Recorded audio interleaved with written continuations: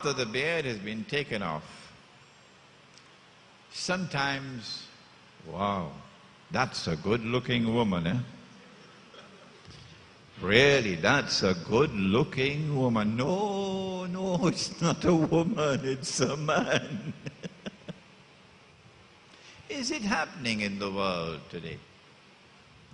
These are signs easily identifiable, which should strike us, our hearts and our intellect, into recognizing the reality of the world today. And when once we recognize these signs, that this is the age that Prophet Muhammad alayhi salatu wasalam warned about, then the sensible thing to do is to now apply yourself to the study of the world today, its reality, and that's what we want to do in this retreat. I have spoken slowly. I've taken my time because this is the foundation of the retreat. Well, if this is the world today, what is the world tomorrow going to be like? Someone can probably now put on the new poster, Islam and the end of history. Do we know where the world is going to? Do we have any understanding of what's the end to which we are moving? If we recognize this to be the last age,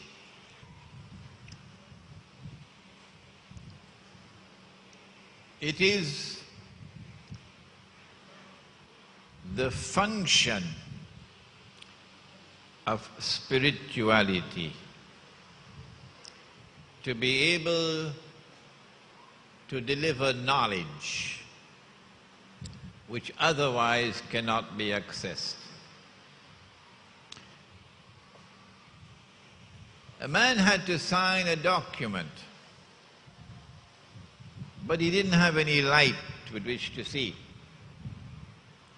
So the spiritual master said, "No problem," and he raised his finger. And the finger began to glow. And he says, "No, there you got the light, now you can sign." Is that spirituality?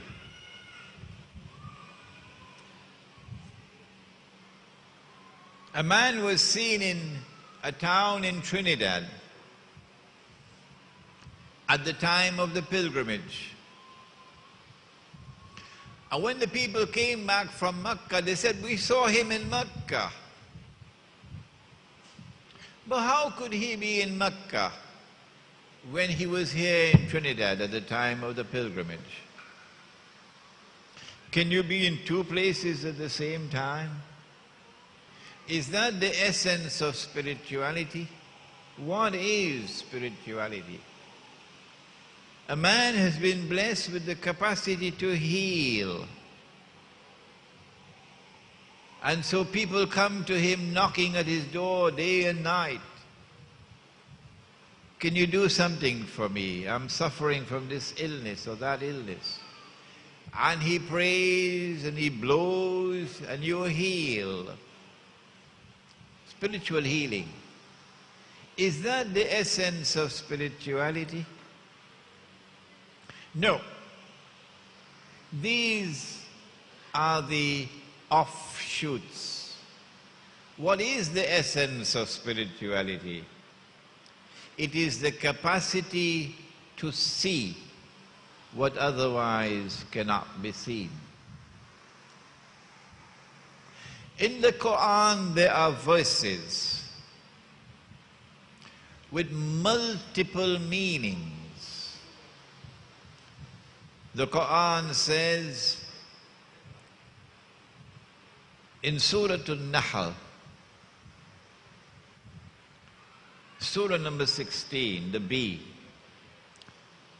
بعد أعوذ بالله من الشيطان الرجيم ونزلنا عليك الكتاب تبيانا لكل شيء وهدى ورحمة وبشرى للمسلمين.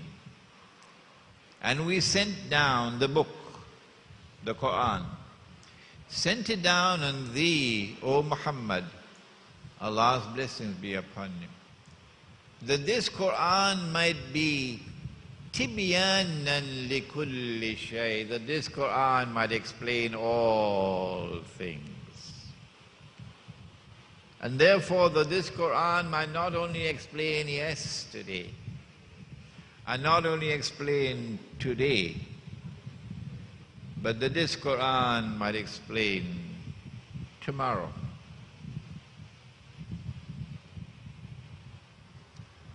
But in order that that explanation of tomorrow, which is in the Quran, can be accessed, you need, number one, to have nur, to be able to see with the internal eye. And number two, you got to do your homework.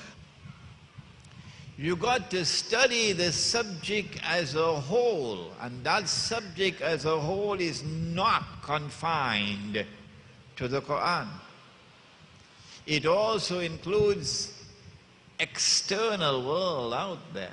You have to study that changing world out there. And tonight, it's going to be a long day today. And tonight in the masjid, when we take up Surah Al-Kahf and the passage that Sheikh Mustafa recited, and you're of course going to read from your folders the translation and commentary. Allah says that you would find the most learned of all men, the one who has the capacity to understand the world in the age of Dajjal, the false Messiah. Because Surah Al-Kahf of the Quran is the only part of the Quran linked to Dajjal. You would find the most learned of all men, the one with the capacity to penetrate the Quran as it explains tomorrow. You will find him at Majma'ul Bahrain. Majma'ul Bahrain. What's that? You'll find him at the place where the two oceans meet. So in Cape Town, they took me for a drive up the Table Mountains. And they pointed out to me, they said, this is where the two oceans meet. Well, Imam Baydawi, rahimahullah, explains, as no one else has ever explained. He said the two oceans, the place where the two oceans meet, where you'll find the most learned of all men. He said these two oceans are the ocean of knowledge, externally acquired. So you got to observe, as Malcolm X used to acutely observe the external world. The ocean of knowledge externally acquired. So you should be studying what's happening in the world of money. Why is the US dollar collapsing at this time? You should be studying monetary economics. The ocean of knowledge externally acquired, and the ocean of knowledge internally bestowed. When these two oceans of knowledge come together and are harmoniously integrated, only then do you have the scholar with the capacity